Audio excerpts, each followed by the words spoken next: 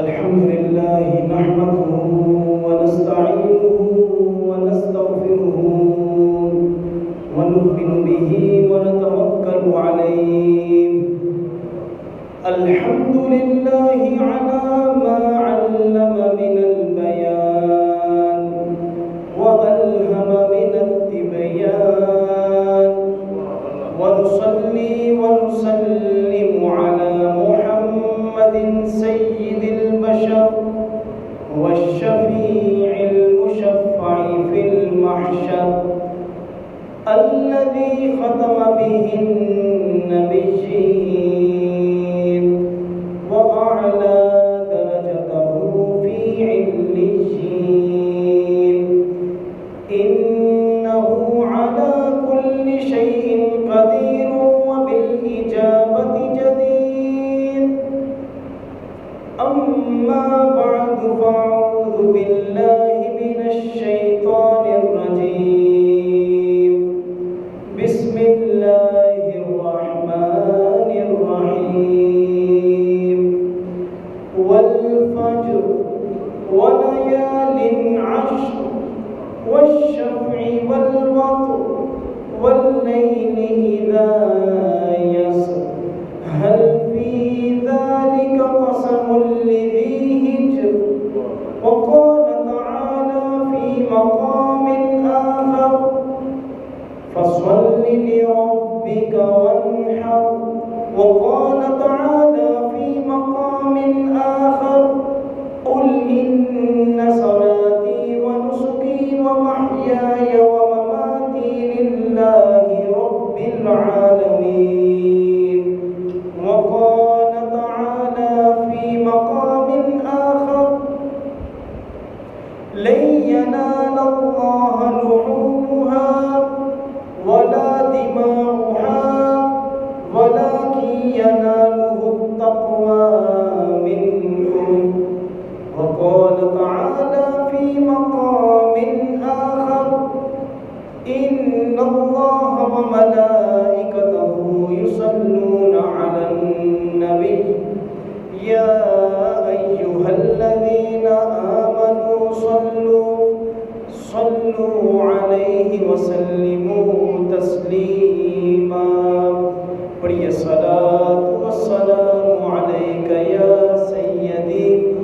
یا رسول اللہ وعلی آلک واصحابک یا سیدی یا حبیب اللہ. الصلاۃ والسلام علیک یا سیدی یا خاتم النبیین وعلی آلک واصحابک یا سیدی یا محبوب رب العالمین. نہایت ہی واجب الاحترام ذوی الاحتشام معززین حاضرین کرام، اللہ کریم کا کروڑا احسان ہے کہ اس نے ایک مرتبہ پھر ہمیں اپنی بارگاہ میں حاضری کی توفیق عطا فرمائی ہے. دعا ہے اللہ کریم ہمارا یہاں پر آنا اور جو کچھ بھی ہم سنائیں اس پر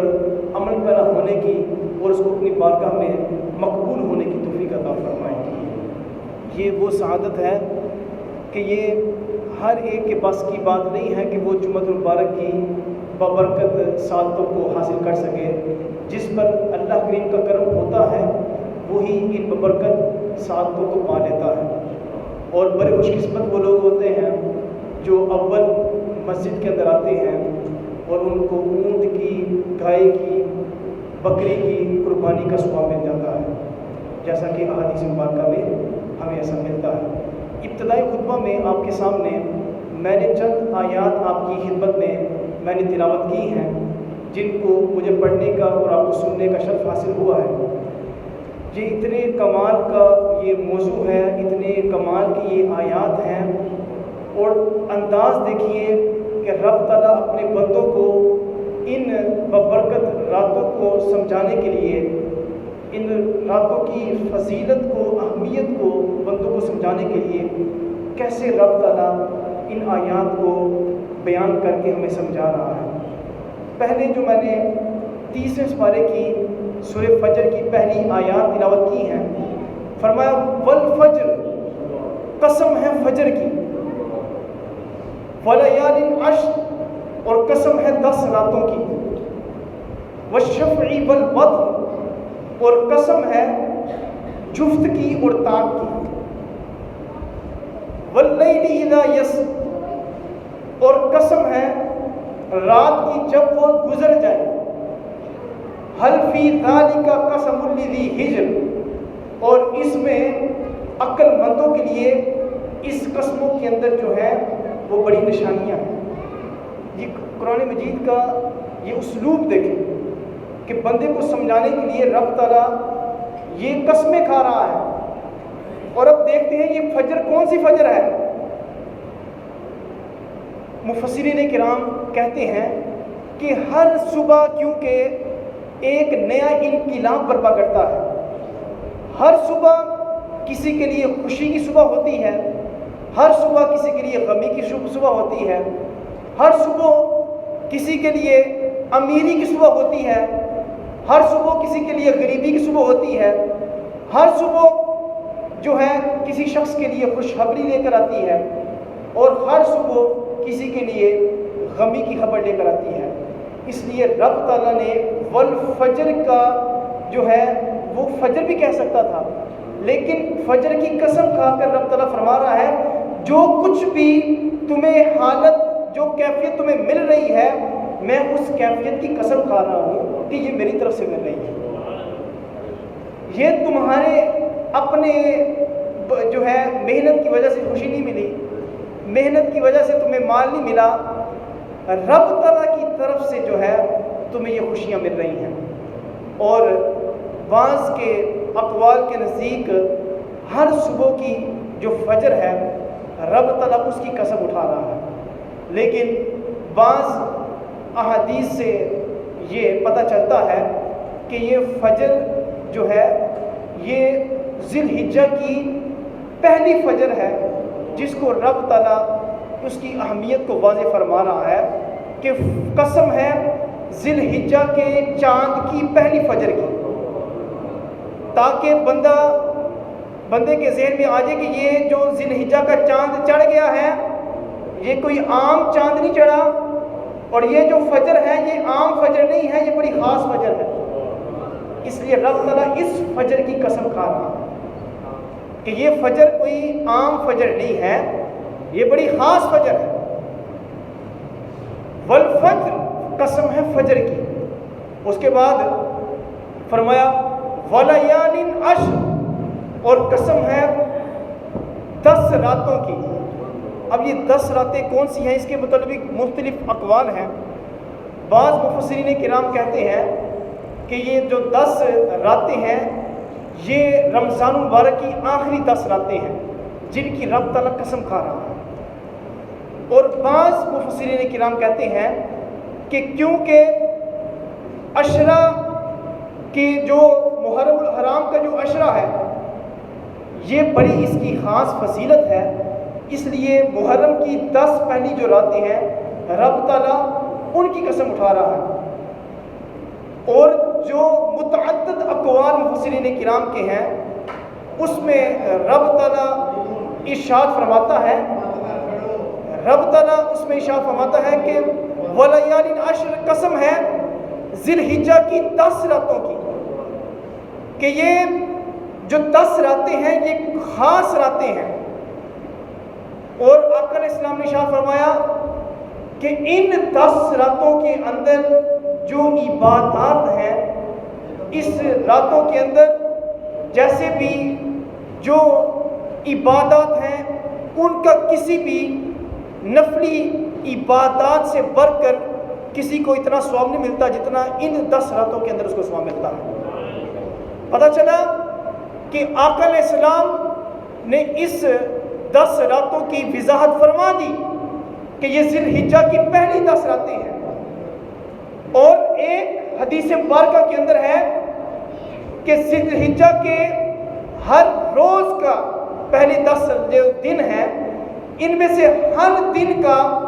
جو روزہ ہے اس کا ثواب 1 سال کے روزوں کے برابر ملتا ہے۔ اور ذی الحجہ کے پہلی یعنی کہ 10 راتوں کی جو شب داری ہے، ذی الحجہ کی جو پہلی 10 راتوں کی شب داری ہے، ہر رات کا ثواب لیلۃ القدر کے ثواب کے برابر ہے، کہ جتنا کوئی شخص رمضان مبارک کی آخری 10 راتوں کو پائے اور پھر لیلۃ القدر کو تلاش کرے، اس میں عبادت کرے، پھر رب تعالیٰ اس کو لیلۃ القدر کا ثواب اس کو عطا فرما دیتا ہے۔ لیکن قربان جائے آقا علیہ السلام کی صحابت پر کہ آقا علیہ السلام نے یہ ہمیں بتا دیا، واضح فرما دیا کہ یہ جو ذی الحجہ کی 10 راتیں ہیں، اس رات کی ہر رات کی شب داری کا ثواب لیلۃ القدر کے برابر ہے، جس کی رب تعالیٰ قسم کھائے پھر وہ کوئی عام رات تو ہو نہیں سکتی۔ اور یہاں پر جو سورہ فجر کی دوسری آیت ہے واللیل فرمایا ولیال عشر، اور قسم ہے 10 راتوں کی، اور یہ جو 10 راتیں ہیں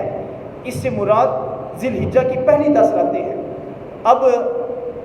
ایک اور نقطہ آپ کی خدمت میں پیش کرتا ہوں کہ رب تعالیٰ نے منع کیا ہے کہ کوئی مخلوق کسی بھی چیز کی قسم نہیں کھا سکتی، کسی بھی چیز کی کوئی قسم نہیں کھا سکتا۔ ہم کہتے ہیں نا میرے باپ کی قسم، میری ماں کی قسم، فلانے کی قسم، فلانے کی قسم، کسی کی کوئی بھی قسم نہیں کھا سکتا۔ کیوں؟ یہ رب تعالیٰ کا خاصہ ہے کہ رب تعالیٰ دوسری اشیاء کی قسم کھا سکتا ہے، اور اگر کسی نے اپنی بات میں وزن لانا ہے تو وہ اگر وہ قسم اٹھانا چاہتا ہے تو وہ صرف اللہ کی قسم کھا سکتا ہے۔ یہ کہتے ہیں نا میں فلانے کی قسم، میرے باپ کی قسم، میری ماں کی قسم، تو یہ آقا علیہ السلام نے منع فرمایا۔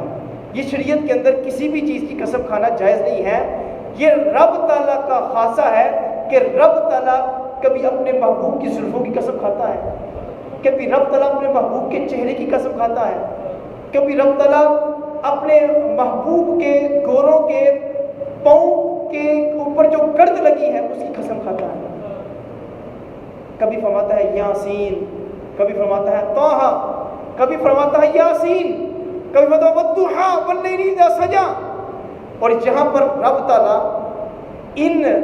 ایام کی ذی الحجہ کے پہلے 10 جو ایام ہیں ان کی اہمیت کو واضح کرنے کے لیے اور ان دنوں کی اہمیت کو پختہ کرنے کے لیے رب تعالیٰ قسمیں کھا رہا ہے۔ والفجر، قسم ہے ذی الحجہ کے مہینے کی پہلی فجر کی، ولیال عشر،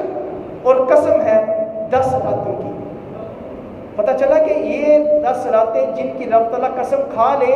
اب یہ راتیں عام بھی ہوں تو یہ خاص ہو جاتی ہیں کیونکہ رب تعالیٰ ان کی قسم کھائی ہے۔ تو ان راتوں کے اندر جو شب داری کرے، عبادت کرے، تو ان راتوں کا ثواب پھر رب تعالیٰ کے ہاں ہے کہ وہ کتنا ثواب عطا فرماتا ہے۔ اور پھر رب تعالیٰ کے نزدیک ان 10 راتوں کے سے زیادہ محبوب اور کوئی دن نہیں ہے، اور کوئی راتیں نہیں ہیں۔ کیوں؟ کہ روزے رکھے جائیں تو رمضان کا مہینہ خاص ہے، اگر نمازیں پڑھی جائیں تو عام دنوں میں بھی ہم پڑھتے ہیں، نوافل پڑھیں تو عام دنوں میں پڑھتے ہیں، لیکن یہ جو 10 روزے ہیں، یہ جو 10 راتیں ہیں، 10 دن ہیں، ذی الحجہ کے پہلے جو 10 دن ہیں، ان کے اندر قربانی بھی جمع ہو جاتی ہے کہ اور دنوں میں ہم قربانی جو ہے وہ دیں تو وہ مستحب کہلاتی ہے، نفل کہلاتی ہے، واجب نہیں ادا ہوگا، لیکن اس واجب کو ادا کرنے کے لیے ہمیں ذی الحجہ کی 10 تاریخ کا جو ہے انتظار ہوتا ہے۔ اور پھر اسی دن جو ہے 5 وقت کی نمازیں بھی جمع ہو جائیں، انہی 10 راتوں کے اندر حج بھی جمع ہو جائے کہ عام دنوں میں حج نہیں ہوتا،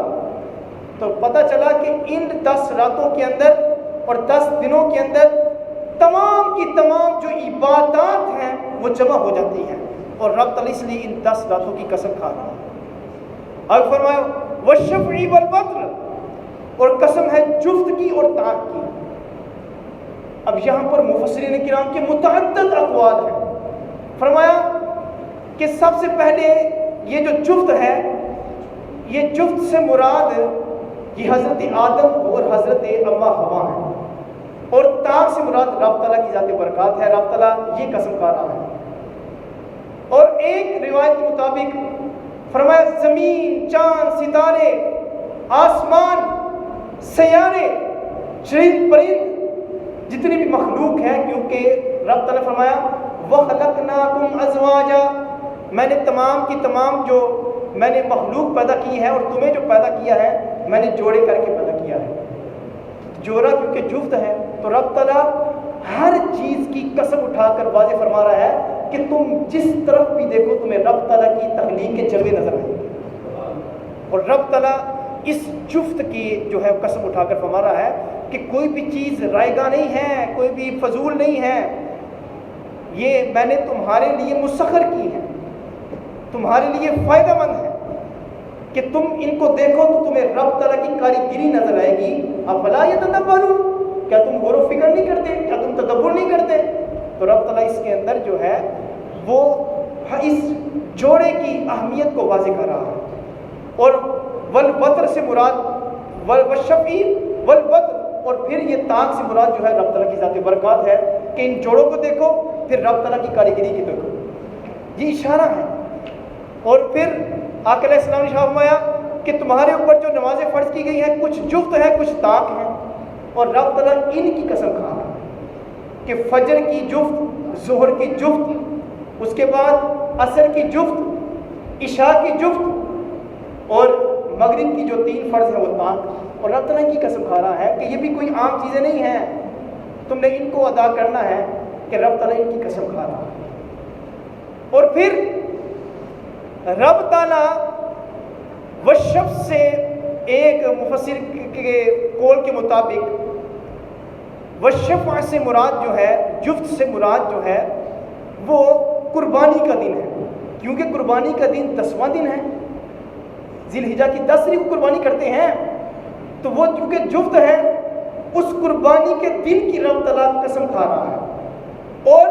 9 ذی الحجہ کو کیونکہ حج کا دن ہوتا ہے، اور رب تعالیٰ وطر سے مراد، طاق سے مراد عرفہ دن کا دن دے رہا ہے کہ عرفہ کے دن کی قسم اور مینا کے اندر تمہاری قربانی کے دن کی قسم. رب تعالیٰ ان دونوں دنوں کی قسم کھا رہا ہے. اور رب تعالیٰ ان دونوں کی قسم کھا کے واضح فرما رہا ہے کہ یہ جو دن ہے یہ عام دن نہیں ہے، تم نے ان کو بھی غفلت کے اندر نہیں گزار دینا. کیوں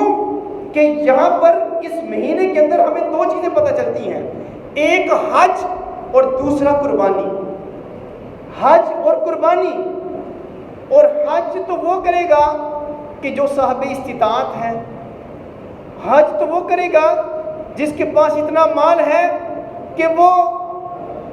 کعبۃ اللہ تک اور تمام مناسک حج کو ادا کرنے کے لیے اس کے پاس مال ہو،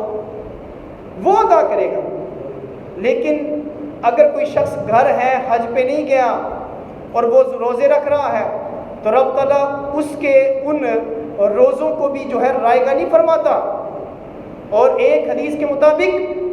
ان دنوں کے ایک ایک روزے کا ثواب ایک ایک سال کا ثواب ملتا ہے. 1 سال جس نے روزے رکھے گویا اس نے 1 سال کے روزے رکھے جس نے 1 دن کا روزہ رکھا. اور جو رات کو بیت اللہ شریف میں رات نہ گزار سکے، مزدلفہ میں نہ گزار سکے، اور اپنے گھر کے اندر یا مسجد کے اندر رات گزار لیتا ہے، اس کو لیلۃ القدر کے جتنا ثواب ملتا ہے. یہ ہے حج پر جو نہیں جاتے ان کو رب تعالیٰ جو ہے ان کو بھی ثواب سے محروم نہیں رکھتا. اور آج جو ہماری جو ابتدائی میں نے خطبے کے اندر جو آیات میں نے تلاوت کی ہیں ان کا جو خاص موضوع ہے وہ ہے قربانی، کہ قربانی کا مقصد کیا ہے. اب یہ رب تعالیٰ یہاں پر ارشاد فرما رہا ہے کہ فَصَلِّ لِرَبِّكَ وَانْحَرْ. بعض لوگ جو کہتے ہیں کہ قربانی واجب نہیں ہے، یہ سنت ہے، جو ادا کرے ٹھیک ہے، جو نہ ادا کرے تو اس کو کوئی گناہ نہیں ہے، سنت ہے. تو یاد رکھیں کہ جس طرح ہم کسی کو پوچھتے ہیں کہ عید کی نماز کہاں سے واجب ہے تو آپ اس کا جواب قرآن مجید کی اس آیت مبارکہ سے دیتے ہیں، سورہ جو ہے کوثر کی 30 آیت سے فَصَلِّ لِرَبِّكَ، اپنے رب کے لیے نماز ادا کرو. تو اس سے مراد کیا ہے؟ عید الاضحیٰ کی نماز ہے. اس سے عید الاضحیٰ کی نماز وہ شخص جس پر قربانی واجب ہے اور جو صاحب استطاعت نہیں ہے قربانی اس پر واجب نہیں ہے. دونوں شخصیات پر, دونوں قسم کی کیٹیگری کے لوگوں پر جو ہے وہ عید الاضحیٰ کی نماز واجب ہے. اور اسی طرح آگے رب تعالیٰ نے جو فرمایا وَانْحَرْ, اور قربانی کرو, تو اس قربانی کے لفظ سے جو ہے وہ صاحب استطاعت جس کے پاس ان تینوں دنوں کے اندر جو ہے وہ مال ہے اور نصاب تک پہنچ جاتا ہے تو اس پر بھی قربانی کرنا واجب ہے. وہ اپنے ذہن سے نکال دے کہ یہ قربانی جو ہے مستحب ہے. ہاں وہ شخص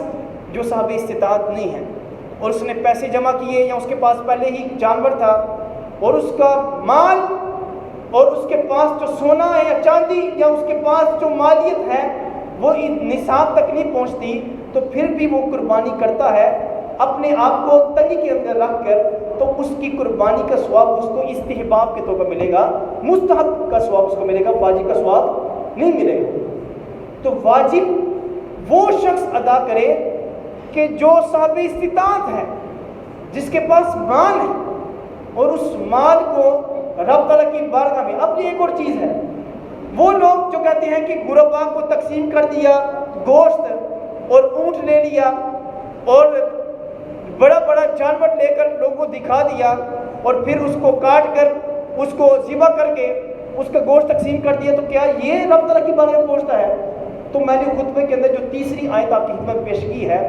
رب تعالیٰ ارشاد فرماتا ہے لن ینال اللہ لحومها ولا دماؤها ولکن ینالہ التقوی منکم, کہ رب تعالیٰ کی بارگاہ میں تمہارے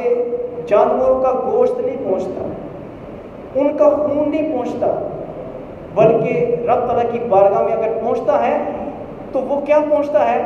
فرمایا وہ تمہارے اندر جو تمہاری نیت ہے, تمہارا جو تقوی ہے, وہ رب تعالیٰ کی بارگاہ میں پہنچتا ہے. کہ تم نے قربانی دی تو تمہارے قربانی کا کرنے کا مقصد کیا تھا؟ کیا وہ مقصد لوگوں کو دکھلانا تھا یا تمہارا اپنے مال کی جو ہے وہ شوئنگ کر رہے تھے, اپنے مال کو جو ہے دکھا رہے تھے کہ رب تعالیٰ نے مجھے اتنا دیا ہے؟ یاد رکھیں کہ رب تعالیٰ کی بارگاہ میں نہ گوشت پہنچتا ہے نہ خون پہنچتا ہے, اس کی بارگاہ میں تمہاری نیت پہنچتی ہے. تمہاری نیت کیا ہے؟ کیا سنت ابراہیمی ادا کرنے کی نیت ہے یا اپنی امیری ظاہر کرنے کی جو نیت ہے؟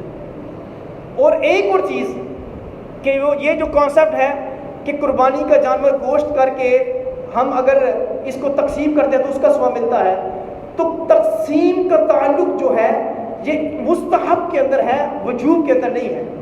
وہ شخص جو قربانی کے 3 حصے کرتا ہے, پہلا حصہ اپنے گھر والوں کے لیے رکھ لیتا ہے, دوسرا حصہ اپنے عائز و اقربا کے لیے رکھ دیتا ہے, تیسرا حصہ جو غرباء ہیں ان کے لیے رکھ دیتا ہے, تو یہ ایسا کرنا سنت ہے. اور آقا علیہ السلام کی وہ حدیث مبارکہ بھی میں آپ کی خدمت میں عرض کر دیتا ہوں کہ وہ شخص جس کے گھر والے جو ہیں ان کی تعداد اتنی وافر ہو کہ اس کو گوشت کی ضرورت ہے, تو اگر وہ اپنے اس جانور کے 2 حصے کر لیتا ہے تو یہ بھی سنت ہے کہ ایک اپنے لیے رکھ لے, ایک عائز و اقربا وغیرہ کے رکھ لے. اور اگر اس کے گھر کے اندر اس کو گوشت کی زیادہ ضرورت ہے, یہ بھی حدیث مبارکہ ہے, اگر وہ پھر بھی اپنا سارا جانور رکھ لیتا ہے, کسی کو نہیں دیتا, تو پھر بھی اس کی قربانی جو ہے وہ ادا ہو جاتی ہے. اب ایک اور کانسیپٹ جو ہمارے اندر بنا ہے وہ یہ کہ قربانی کا جانور جو ہے وہ 3 دن جو ہے اس کے گوشت کو آپ کھا سکتے ہیں, اس سے زیادہ نہیں. تو کیا اسلام کے اندر اس کی ہمیں کوئی دلیل ملتی ہے؟ تو یاد رکھیں ایک دور ایسا آیا کہ جب قحط پڑ گیا اور آقا علیہ السلام نے ارشاد فرمایا کہ ذی الحجہ کے یہ جو عید کے جو 3 دن ہیں قربانی کے, ان 3 دنوں کے اندر ہی تم نے گوشت کو تقسیم کر دینا ہے اور کھانا پکانا ہے, اس سے زیادہ کوئی اس کو سیف نہ کرے. اب صحابہ کرام نے قربانی کی,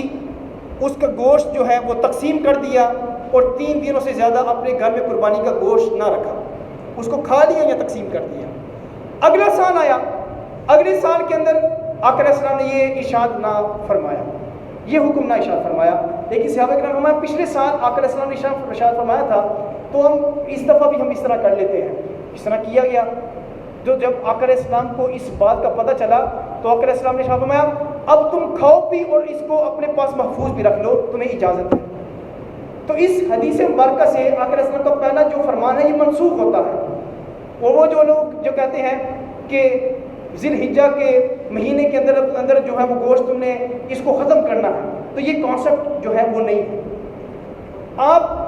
کئی ہفتے یا مہینے جہاں تک آپ اس کو تقسیم کر سکتے ہیں, اس کو اپنے پاس سیو کر لیتے ہیں, تو یہ آپ کو آقا علیہ السلام کی طرف سے اجازت ہے, شریعت آپ کو اجازت دے دیتی ہے. یہ پہلا حکم تھا جس کو آقا علیہ السلام نے منسوخ کر دیا اگلے سال یہ شاہ فرما کر کہ تم کھاؤ اور اس کو محفوظ کرو. اور اس سے پتہ چلا کہ آقا علیہ السلام نے جو پہلا حکم شاہ فرمایا تھا یہ اس حدیث مبارکہ سے یہ منسوخ ہو گیا. اب ایک اور چیز فرمایا کل ان صلاتی و نسکی و محیای و ماتی للہ رب العالمین. اے محبوب ان کو ارشاد فرمائے کہ بے شک میری نماز, ان صلاتی و نسکی اور میری قربانیاں, و محیای اور میرا زندہ رہنا, و مماتی اور میرا اس دنیا سے مر جانا, اس دنیا سے رخصت ہو جانا, للہ یا رب تعالیٰ تیرے لیے ہے. رب تعالیٰ فرماتا ہے کہ مجھے ڈیمانڈ یہ ہے, تمہارا میں حسن نہیں دیکھ رہا, تمہارے کپڑے نہیں دیکھ رہا کتنے مہنگے ہیں, تمہاری زبان نہیں دیکھ رہا کتنی سونی تمہاری زبان ہے, تمہارا چہرہ نہیں دیکھ رہا کتنا خوبصورت تیرا چہرہ ہے, بلکہ رب تعالیٰ کی ڈیمانڈ یہ ہے کہ اگر تم عبادت کرتے ہو تو لوگوں کو دکھانے کے لیے نہیں, بلکہ رب تعالیٰ کی رضا کے لیے عبادت کرو. رب تعالیٰ کی یہ ڈیمانڈ ہے. اگر قربانی دینی ہے تو لوگوں کو دکھانے کے لیے نہیں, بلکہ رب تعالیٰ کی رضا کے لیے کہ رب تعالیٰ مجھے تو نے مال دیا, مجھے تو نے صاحب نصاب بنایا, میں قربانی دے رہا ہوں تو صرف اور صرف تیری رضا کی خاطر میں قربانی دے رہا ہوں. اور اس کے بعد فرمایا ومحیای و مماتی, اور تیرا جینا مرنا جو ہے یہ صرف اور صرف رب تعالیٰ کی رضا کے لیے ہو. جب بندہ اس آیت مبارکہ کو ہر وقت اپنے ذہن میں رکھے تو بڑی بڑی مشکلات سے جو ہے وہ نکل جاتا ہے. جب بھی وہ کسی کو دیکھے گا تو پھر اپنی ذاتی انا کی وجہ سے نہیں دیکھے گا, وہ کہے گا اللہ کی رضا کے لیے میں اس کی مدد کر رہا ہوں, اللہ کی رضا کے لیے میں عبادت کر رہا ہوں, مجھے کوئی دیکھتا ہے یا نہیں دیکھتا. اب ایک میں کتاب پڑھا تھا, اس کے اندر نفس کی اور شیطان کی جو چالیں ہیں اس پر انہوں نے بات کی. وہ لکھتے ہیں کہ نفس تمہارا اتنا ظالم ہے کہ جب تم نماز کے اندر کھڑے ہو جاتے ہو عبادت کے اندر تو نفس تمہارا یہ کہتا ہے کہ تم کتنے حاجی نمازی ہو کہ لوگ تمہیں دیکھ رہے ہیں کہ تم حاجی نمازی ہو. اور اگر تمہاری یہ نیت نہ ہو تو پھر تمہارے اندر یہ شبہ آئے گا کہ تم اب کتنے متقی بن گئے ہو کہ تم 5 وقت کے نمازی بن گئے ہو. اور اگر تمہاری یہ نیت بن گئی کہ یا اللہ تیری توفیق کے بغیر تو میں تیرے گھر آ نہیں سکتا, کیونکہ جب اس دنیا کا قاعدہ ہے کہ ہم جس کو پسند کرتے ہیں ہم اس کو اپنے گھر کے اندر مہمان بناتے ہیں, اور وہ مہمان جو ہمیں پسند آتا ہے ہم اس کے لیے اس کو بٹھانے کے لیے اس سے باتیں کرنے کے لیے ہم طرح طرح کے بہانے بناتے ہیں. میں وہ چیز لے کر آؤں آپ کے لیے, میں آپ کے لیے وہ چیز بنا رہا ہوں, میں نے گھر والوں کو یہ کہہ لیا ہے کہ آپ نے کھانا کھایا چائے پی کر جائیے گا. تو مقصود کیا ہوتا ہے کہ یہ اور بیٹھے میں اس کی اور مہمان نوازی کروں, میں اس سے باتیں کروں اور میرا دل محسوس ہو, اس کو مسرت ہوتی ہے. اور وہ شخص جس کو پسند نہیں کیا جاتا وہ اگر گھر میں آ بھی جائے تو اس کو جلدی جلدی فارغ کر دیا جاتا ہے, ٹھیک ہے میں نے کام پر جانا ہے. طرح طرح کے بہانے بنائے جاتے ہیں, وہ میں تو وہاں پر جا رہا تھا آپ آ گئے, چلے آئے بیٹھے. تو یہ بہانہ ہے اس بندے کو بھگانے کے لیے. تو اب دیکھیں رب تعالیٰ بھی اس بندے کو اپنے گھر میں آنے کی توفیق دیتا ہے جس پر رب تعالیٰ راضی, جس کو رب تعالیٰ توفیق دیتا ہے یہ میرا بندہ آ جائے. اور یہ بھی ہماری قسمت کے اندر ہوتا ہے کہ وہ بندہ جو نماز کے بعد بھی بیٹھا رہتا ہے, نفل پڑھتا ہے, کہتا نہیں ہے میں درود پاک پڑھ لوں, وہ کہتا ہے میں طویل سجدہ کر لوں, وہ کہتا نہیں میں تسبیح پڑھ لوں, تو یہ اصل میں خود نہیں پڑھا ہوتا, رب تعالیٰ سے اپنے گھر سے جانے نہیں دیتا. رب تعالیٰ کہتا ہے یہ بیٹھا رہے, رب تعالیٰ کو اس کی ادا اتنی پسند آتی ہے. اس لیے اس آیت مبارکہ سے ہمیں پتہ چلتا ہے کہ ان صلاتی ونسکی ومحیای ومماتی للہ رب العالمین، کہ یا اللہ میری عبادت صرف تیرے لیے ہے، تیری خاطر ہے، کہ میں نے عبادت کی تو میری ہمت طاقت نہ تھی، تو نے توفیق دی تو میں تیرے گھر میں آ کر عبادت کر رہا ہوں، چاہے مجھے کوئی دیکھتا ہے یا نہیں دیکھتا، یا اللہ تو دیکھ رہا ہے۔ کیوں کہ حدیث جبریل کے اندر ہے کہ حضرت جبریل علیہ السلام نے فرمایا مل احسان، آقا علیہ السلام سے جب پوچھا مل احسان تو آقا علیہ السلام نے فرمایا کہ تم اس طرح عبادت کرو کہ گویا تم رب تعالیٰ کو دیکھ رہے ہو۔ اگر تمہاری یہ کنڈیشن اور تمہاری یہ کانسنٹریٹ نہیں بیٹھتی، تمہاری توجہ اس طرح نہیں بیٹھتی، تو تم یہ کانسیپٹ رکھ سکتے ہو کہ رب تعالیٰ تجھے دیکھ رہا ہے، پھر تمہیں کوئی دیکھے یا نہ دیکھے، رب تعالیٰ دیکھ لے تیری عبادت کا مول پڑ جاتا ہے۔ لوگوں کے اندر ہم ایسے اعمال کر جاتے ہیں لوگوں کی خاطر کہ جن کا پیسہ بھی جن کے اوپر بہت زیادہ لگتا ہے، جن کے اوپر جو ہے ہماری محنت بھی زیادہ لگتی ہے، لیکن لوگوں کو دکھانے کی خاطر کیا ہوتا ہے، اس لیے رب تعالیٰ کی بارگاہ میں اس کا ثواب نہیں ملتا، وہ عمل رب تعالیٰ کی بارگاہ میں نہیں پہنچتے۔ لیکن اگر وہی عبادت، وہی پیسہ، وہی قربانی، وہی عمل اگر وہ تم نے رب تعالیٰ کو دکھانے کے لیے، رب تعالیٰ کی رضا کے لیے کیا ہو، تو اگر لوگ دیکھتے ہیں یا نہیں دیکھتے، رب تعالیٰ کی بارگاہ میں اس کا پہاڑوں کی مثل اس کا ثواب بن جاتا ہے۔ اس لیے ہماری قربانی کا کانسیپٹ یہ ہے کہ ہم نے اگر قربانی دینی ہے تو اللہ کی رضا کے لیے، اور آقا علیہ السلام قربان جائے آقا علیہ السلام پر، آقا علیہ السلام نے اپنی بیٹی حضرت فاطمہ الزہرا رضی اللہ عنہا کو بلایا اور فرمایا فاطمہ اپنی قربانی کے جانور پر حاضر رہو، جب قربانی ہو رہی ہو تو اپنے قربانی کے جانور پر کھڑی رہو۔ کیوں کہ جب قربانی کا جانور کا پہلا خون جو ہے اس کا قطرہ نیچے گرتا ہے، اللہ تعالیٰ تیرے سارے گناہوں کو معاف فرما دیتا ہے۔ اس کے بعد فرمایا قربانی کے جانور کے ایک ایک بال کے برابر تجھے نیکی کا ثواب ملتا ہے۔ اور ایک صحابی نے جب دیکھا کہ آقا علیہ السلام کی صحابت عروج پر ہے تو آقا علیہ السلام کی بارگاہ میں عرض کیا یا رسول اللہ اگر بھیڑ کوئی دے اس کی اون ہوتی ہے تو آقا نے فرمایا جاؤ اون کے ایک ایک بال کے برابر بھی تمہیں نیکی کا ثواب ملے گا۔ یہ قربانی کا ثواب ہے، لیکن وہ اللہ کی رضا کے لیے، لوگوں کے دکھلانا مقصود نہ، اللہ کی رضا کے لیے ہو۔ اور اسی طرح آقا علیہ السلام نے ایک مرتبہ خسی مینڈے جو دو ہیں وہ آپ نے اس کو ذبح کیا، اس کو جب ذبح کیا آپ نے فرمایا ایک بسم اللہ واللہ اکبر،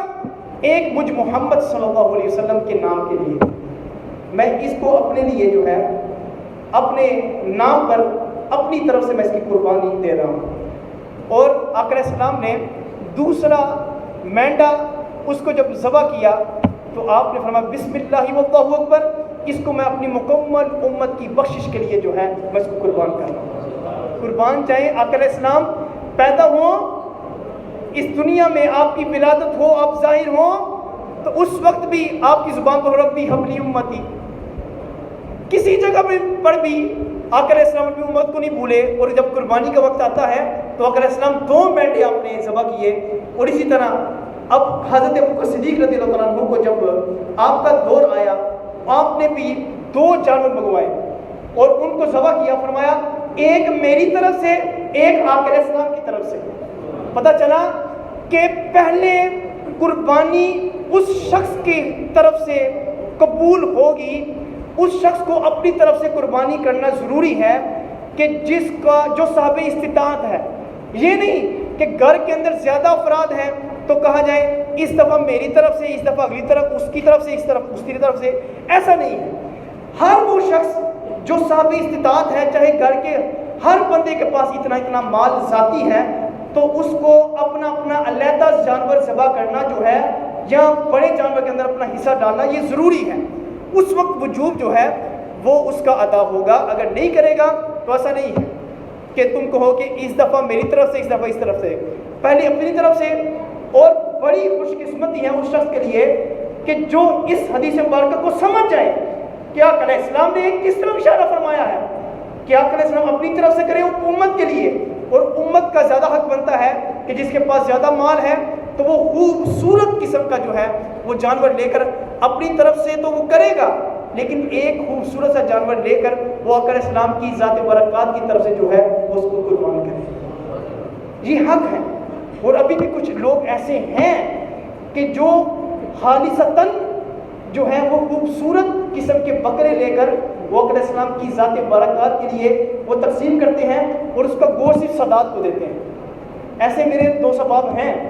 کہ جو صرف وہ کہتے ہیں نہیں، ان کو ہم نے آقا علیہ السلام کی ذات کے لیے اس کو جو ہے میں نے ذبح کیا ہے، اس کا گوشت صرف سادات کھائیں گے، اور اس کو سادات کو ڈھونڈ کر ان کو جو ہے وہ تقسیم کرتے ہیں۔ اور یہ اتنا خوبصورت قربانی کا کانسیپٹ ہے کہ جس کو جب ہم ادا کرتے ہیں تو سنت ابراہیمی پر بھی عمل ہوتا ہے اور سنت رسول اللہ صلی اللہ علیہ وسلم پر بھی عمل ہوتا ہے۔ اور آخر میں آپ کی خدمت میں چند ایک مسائل میں عرض کر دیتا ہوں بالکل اختصار کے ساتھ، کہ جب بھی قربانی کا جانور آپ نے ذبح کرنا ہے تو اس کے اندر آپ نے غربا کو نہیں جو ہے وہ بھولنا۔ اب کیا ہو رہا ہے کہ جن کے ساتھ اچھے تعلقات ہوتے ہیں ان کو تقسیم کر دیا جاتا ہے، وہ غربا کو بھول دیا جاتا ہے۔ اور اسی طرح وہ قصاب جو آپ کے جانور کو ذبح کرے گا اس کو آپ نے اجرت دینی ہے، اور اس کے لیے قربانی کا گوشت لینا ضروری نہیں ہے، اور اس کے لیے جائز نہیں ہے کہ قربانی کا گوشت لے کے میں یہ والا جو ہے جناب میں نے اپنے لیے رکھ لیا ہے، ایسا ضروری نہیں ہے، اور آپ کو دینا جو ہے وہ ضروری ہے۔ اسی طرح قربانی کی جو کھال ہے یہ صدقہ کرنا یہ افضل ترین طریقہ ہے، اور اس کو ان جگہوں پر ایسی جگہوں پر آپ قربانی کی کھال دیں جہاں پر رفائی اور مخلوق کی خدمت کے لیے جو کام ہو رہے ہیں، جو فاؤنڈیشنز ہیں، یہاں پر سندر فاؤنڈیشن ہے، یہاں پر جو ہے وہ جو ہے خیراتی ادارے ہیں، آپ وہاں پر جو ہے آپ اپنی قربانی کی کھالوں کو دیں کہ جہاں پر مستحق افراد کا جو ہے ان کی خدمت کی جاتی ہے، ان کا علاج کیا جاتا ہے۔ ایسی جگہوں پر جو ہے آپ نے ان کو یہ سب جو ہے اپنی کھالوں دینی ہے۔ ان کا اصل مستحق وہ ادارے ہیں جہاں پر لا علاج امراض کے جو ہیں وہ علاج کیے جا رہے ہیں، ان جگہوں پر آپ نے قربانی کرنی ہے۔ اور اس طرح گھر کے اندر آپ نے جب آپ نے گھر سے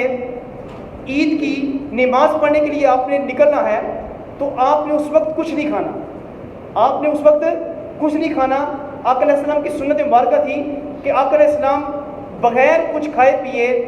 آپ عید کی نماز ادا فرماتے، اس کے بعد گھر جا کر اپنے قربانی کا گوشت جو ہے وہ جب آپ اس کو قربانی کا جانور ذبح کرتے اور اس میں سے کلیجی جو ہے وہ آپ کا سب سے پہلا کھانا ہوتا ہے۔ اسی طرح یہ جو بات مشہور ہے کہ ذی الحجہ کا جب چاند نظر آئے تو اپنے بالوں کو اپنے ناخنوں کو نہ کاٹیں، تو یہ حدیث مبارکہ ہے۔ حدیث مبارکہ ہے کہ جب تم ذی الحجہ کا چاند دیکھو تو چاہے کوئی قربانی کرتا ہے یا نہیں کرتا،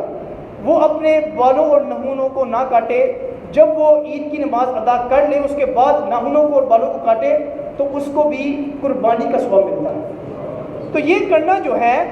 یہ کرنا یہ کوئی واجب اور فرض نہیں ہے، یہ مستحب عمل ہے کہ کوئی کرے تو ثواب ہے، نہ کرے تو کوئی گناہ نہیں ہے۔ کوئی جو کہے کہ بھئی کوئی تیسرے دن ذی الحجہ کے تیسرے دن یا چوتھے دن یا پانچویں دن وہ اپنے ناخنوں کو جو بالوں کو کاٹتا ہے، کوئی دیکھے وہ کہے وہ تم نے تو آقا علیہ السلام کی حدیث کی نافرمانی کی ہے۔ بھئی ایسا نہیں ہے، یہ صرف مستحب عمل ہے، مستحب ہے، کریں ثواب ہے، نہ کریں تو کوئی گناہ نہیں ہے، کوئی پکڑ نہیں ہے۔ یہ صرف آقا علیہ السلام نے افضل طریقہ بتلایا ہے کہ ایسا کرنا جو ہے افضل ہے۔ اب وہ بھی شخص کہ وہ شخص جو جس پر 40 دن گزر جائیں اور اس نے ناخن ہی نہ کاٹے ہوں، بال ہی نہ کاٹے ہوں، تو وہ شخص جو ہے اب اس کو تو اپنی نظافت کو تو دیکھنا ہے۔ اب وہ تو ذی الحجہ کے جس دن مرضی جو ہے وہ اپنے ناخنوں کو بالوں کو کاٹے گا، تو یہ اس کے لیے بالکل جائز ہے اور نظافت کے بالکل عین مطابق ہے۔ اور یہ وہ میں نے مسائل آپ کے لیے چند میں نے آپ کی خدمت میں عرض کیے جو آپ کی خدمت میں عرض کرنا ضروری تھے۔ قربانی کریں اللہ کی رضا کے لیے۔ آپ نے اگر کوئی بھی اپنی بارگاہ سے اپنی جناب سے کوئی پیسہ اللہ کی بارگاہ میں دینا ہے تو اس میں یہ نہ ہو کہ بھئی میں نے اس پہ احسان کیا، میں نے یہ کیا، میں نے یہ کیا۔ بالکل صرف یہ ذہن میں رکھنا ہے کہ میں نے اللہ کی رضا کے لیے میں نے یہ کام کیا ہے، ان کی سنت میں ہے جینا میرا، ان کی سنت میں ہے مرنا میرا کیسے ڈوبے گا سفینہ میرا چیر کے دیکھ لو سینہ میرا دل ہے یہ شہر مدینہ میرا واحد الحمد للہ رب العالمین.